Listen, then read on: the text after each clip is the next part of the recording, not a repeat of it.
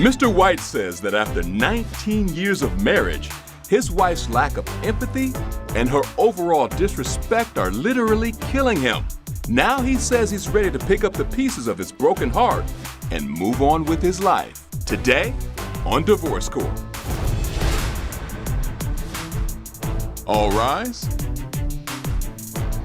The Honorable Judge Starr presiding. Hello, everyone. You may be seated. Your Honor, the case of White v. White. Thank you very much, Mr. White, Mrs. White. Thank you so very much for coming in and joining me at Divorce Court today. And thank you for trusting me with your marriage and your relationship. Because, Mr. White, according to my papers, you all have been together for 20 years, married for 19 years. You have 8 children together. You had 1 child from a previous relationship.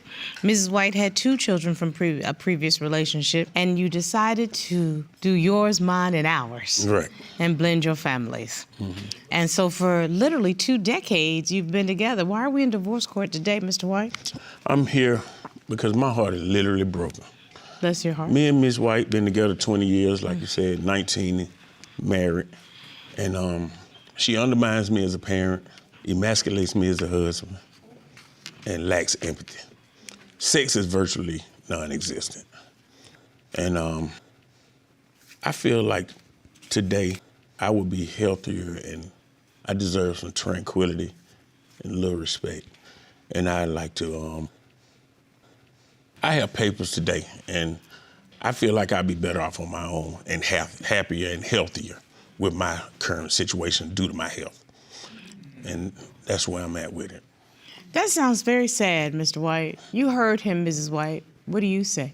Well, I love my husband, and I'm here to save my marriage, but I feel like he needs to get his stuff together and help me financially. I've been carrying the load too long. And I know sometimes roles reverse, but when is it gonna end? When are you gonna help me? So do you see a way out for this marriage to survive? I do. If he can help me financially, help more around the house. I work 12 hours a day. I come home, things shouldn't be looking the same way as when I left, or you shouldn't just be waking up. Let me find out what's been going on in your family to see where the rift came from and why I feel such tension in this marriage. Mr. White, take me back to the time that I like to call daisies and roses, when you all first met. Well, I met Miss White through a friend of hers who was visiting a friend of mine in the neighborhood where we used to. A friend of a friend. A friend of a friend. So I questioned her friend about who she was, and she was telling me to go talk to her. Mm-hmm. When I approached her, I noticed how sweet and shy she was. She really wouldn't look me in the eyes, and that kind of intrigued me. So I got her number, we communicated, and later on we became inseparable. Yeah, you all were 20 when you all first met, 20-something. Yes. Y'all were old enough to know, okay, I don't want to be out here dipping and dodging anymore. Right. Let's see if we can make this work. So you all decided to become a couple at that point and started having children, but some things changed, and a lot of it had to do with your health, am I right? Yes, ma'am. What happened? I was diagnosed in 2013 with coronary artery disease. Okay. I had a couple of heart attacks, which eventually led to me having 3 stents. Okay. And right now my heart is actually working at 20%. So I understand. Yeah. I don't know if you know, but I'm a heart disease survivor also. I did not. I had open heart surgery in 2011. And although I didn't have a heart attack, I have to be very careful with heart disease for the remainder of my life. So I understand that there's a lot of care that goes into what you are doing. And if your heart's only operating at 20%, there's a lot you aren't able to do. Am I correct? Right. Mrs. White, were you with him throughout this whole diagnosis? I have been. Okay, so I understand his condition, but at the same time, why don't you even apply for benefits? That will help financially. You won't even do that. So let me find out what that is about, Mrs. White. Were you working prior to this diagnosis, Mr. White? Yes, I was. And as a result of the diagnosis, did you get disability in any way? No, ma'am. I applied 3 times and I was denied every time. Okay. And Mrs. White, what makes you think that he has not fulfilled his But obligation? sometimes he doesn't follow up. And what, like if he anything, should. should he be doing that you know of that he should be doing? It's some stuff he can do. Like, he gets jobs, he just never go. Like, he can get 3 or 4 jobs in a week. In some kind of way, he finds an excuse not to make it and go. And have you been bearing the financial burden for the family? I have. And I mean, that's fine. But at some point, as far as like, I have OCD. So like I said, when I come home, things shouldn't like be the same way I left, or like the house just be in disarray. And so your attitude is, if you can't work outside of the home, You can work inside of the inside. home Exactly. needs to be a certain level of contribution. Exactly. And you shouldn't be sleeping all day. I work 12 hours a day. Well, It's- Mrs. White, I'm not sure of Mr. White's condition to know whether or not him being lethargic and sleeping is a part of his condition. Have you actually talked to his cardiologist so that you can fully understand what's going on with him? I haven't. That might be very helpful. In my defense, I'm always weak. Going up steps makes me weak. Of course it does. Taking the trash out makes me weak. Certain things I do, if I bend over to tie my shoes, I'm out of breath. Right. I survived a massive heart attack 6 months ago. Oh, my Lord. And every day my mortality is on my mind. Take your time, Mr. White. But for someone not to listen and taking accountability, what I go through, it hurts. It's like you saying, I don't have this going on when you know that. And I hate that. Like, I hate to explain myself when you know this is medically going on. You know, I'm not no compulsive liar. I don't do this intentionally. If I was a totally healthy guy, and I can't, it's nothing I can do. Recently, I've lost my brother. He died from COVID. He was so mean to me, you know, and I just felt like a lot of times, even with my child and my brother, I grieved alone. I just see so much pain going on right now on both sides.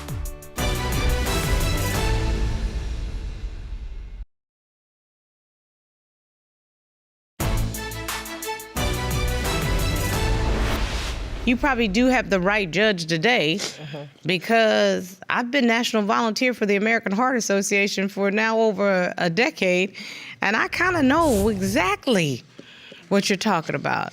Cardiovascular disease is the #1 killer of all Americans, the #1 killer of Black Americans.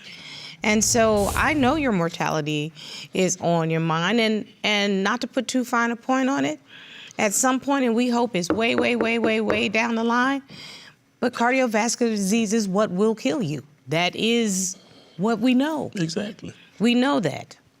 And I understand his health condition, but sometimes I think he uses that a little more not to do.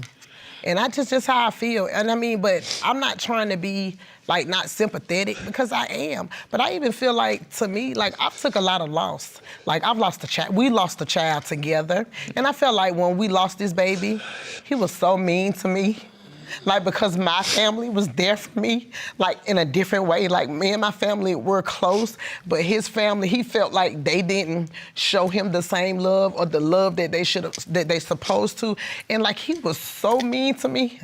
Treat me how you want to be treated. It worked both ways. And then recently, I've lost my brother. He died from COVID.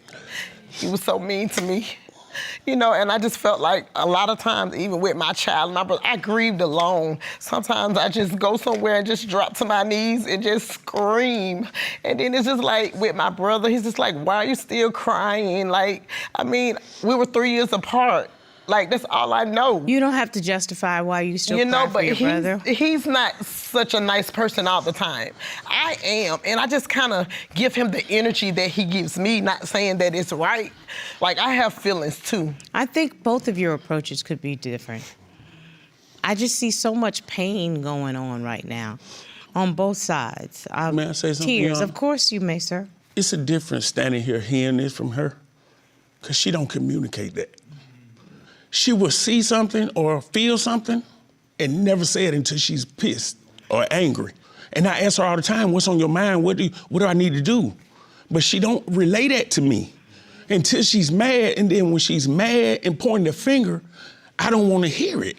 Because I know that there was a specific incident that sort of encapsulated your feelings at the hotel with, Yes, ma'am. with a heart issue. I had a heart attack.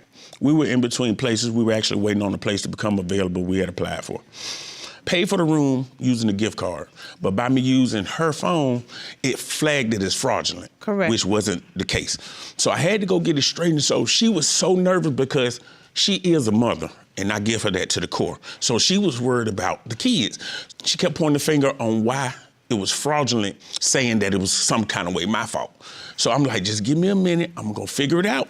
Just bear with me. But by her nature, she didn't want to hear nothing. Well, that's so, because all she saw was red. Right, She didn't that was see it. anything So, else. which I can understand. She's dealing with her children and instability. Yeah, I get But that. I have, for being with her so long, and whenever she gets agitated, it gives me anxiety.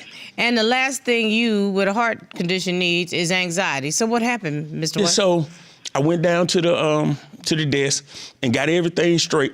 So as I'm standing at the desk, my arms start tingling. And that's a sign for me when I'm having a heart attack. I felt pain in my chest. Yeah, it is. So luckily, I had a friend that was a couple of doors down. He allowed me to use his card, and I gave him the cash. So when I got to the room, I didn't have the time to tell her about that I got the room straight. And she was just so agitated, and I'm sitting on the bed, I'm rocking. I slid off the bed, I was almost comatose. And I'm like, call the ambulance, and I'm right by her feet. And she like, get up off the floor, you're not having a heart attack. My daughter ran out in the hallway like, help my father. But the guy that was at the desk came upstairs, and he's a little guy. He picked me up and took me downstairs. And the ambulance said if I had 5 minutes later, I would have passed away. You've been in my presence 3 heart attacks. Because if it was you, on my own, I would take the time to research just so I would know. You all have lost complete connection with each other.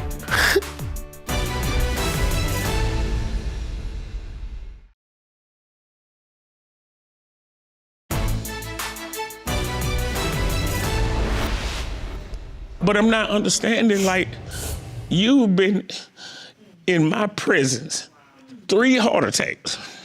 At some point, you got to know this, because if it was you, on my own, I would take the time to research just so I would know. And so, because guess what? It only takes a second for it to be over. But I thought it was an anxiety attack because he done had anxiety attacks and went to the hospital. It was wasn't anxiety. a heart attack. But so Miss- I honestly did due to the situation. Yeah, but Mrs. White, I need to say this to both of you. The real problem here, I already know. You all have lost complete connection with each other. You have 0 connection with each other. Mrs. White, when the first thing that I noticed, because I tend to do this myself, when I'm done with you, I can't even look that way. I'm looking over here because I'm trying to not go off or keep my emotions in check, because if I look in your direction, I'm gonna say something I can't take back, or I'm gonna get too emotional and that wall is going to come down that I have so carefully built. And if that wall comes down, I don't know what's on the other side.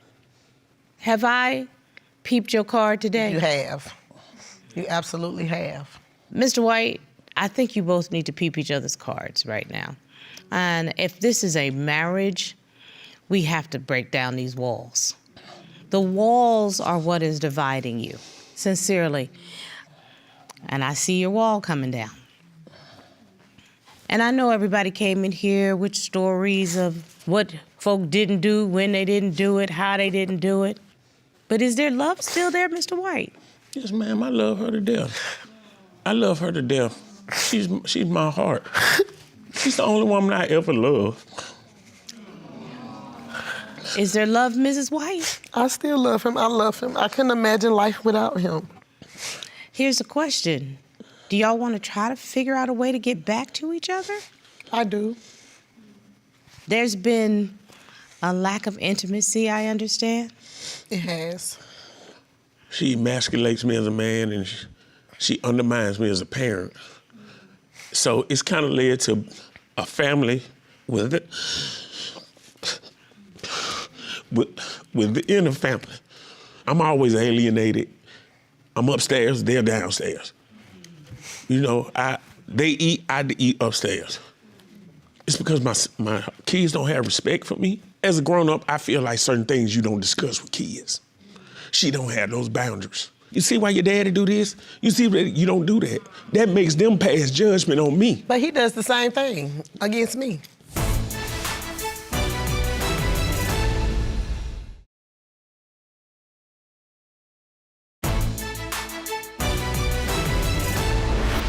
As far as like with my son, with our older son, he's 15, their relationship is kind of weird, and I think his approach is kind of harsh sometimes. And it's just me being a mother. And I'm not saying that you bow down to a child, but each child is different. And so you approach the situation in a different way. I'm from the old school.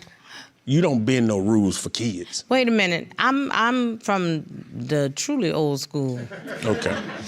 And I'm gonna tell you one rule that my grandmother with 9 children taught us all. Mm-hmm. Your children are a product of, not a factor in your marriage. You don't need to be having mean-spirited conversations against your partner in front of or with your children, under any circumstances whatsoever. You and your wife are supposed to go into a room in private and have whatever conversation you need to have. And when you come out of that room, you're supposed to be a united front. Well, let me say this. I'm a private person, and I try to have private conversations with him, but he's very loud. So he's gonna make sure everything is heard. So I kind of blame that part on him. That's his fault. Like, I'm really private. I think the two of you have to learn how to communicate in each other's love language again. I agree. Mrs. White. Yes, ma'am. I sense there's love here. This court would like to order Tuesday date nights for y'all. Okay. I'd also like to order family counseling. Okay. We greatly appreciate it. And I will provide you with a counselor. Okay. I'd like you to actually let the walls down for the counseling session so that each one of you has an opportunity to at least look through the peephole as to what the other one needs again. Okay. Tuesday date nights, it's Taco Tuesday everywhere in the United States of America. Yeah, and I love tacos. And I had tacos last night with my husband on our date night. I want tacos now. So I'm going to treat you to your first Taco Tuesday next Tuesday. Okay. That's wonderful. You brought divorce papers to court. What would you like me to do with them? I love to stay with my wife. I love to. Corey, will you get the papers for me? Sure thing. Thank you, sir. Thank you. I'd like to hold on to these with your permission. Yes, ma'am. I'd like a little accountability on both your parts. Okay. Family counseling, date night Taco Tuesdays, and a little more kindness to each other. Okay. And normally, you're supposed to wait for the judge to leave the bench. Do me a favor, Mr. White, go stand with Mrs. White. Stand right there together. Uh-huh.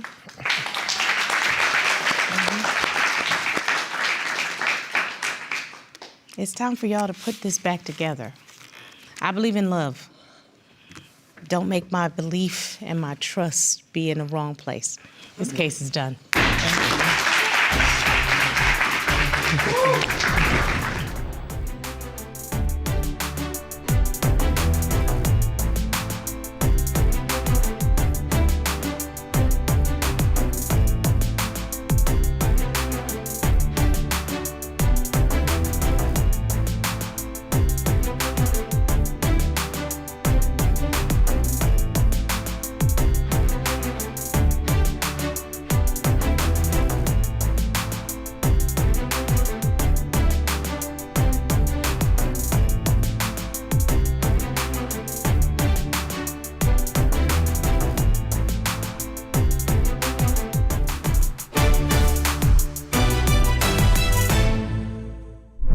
Made in Georgia.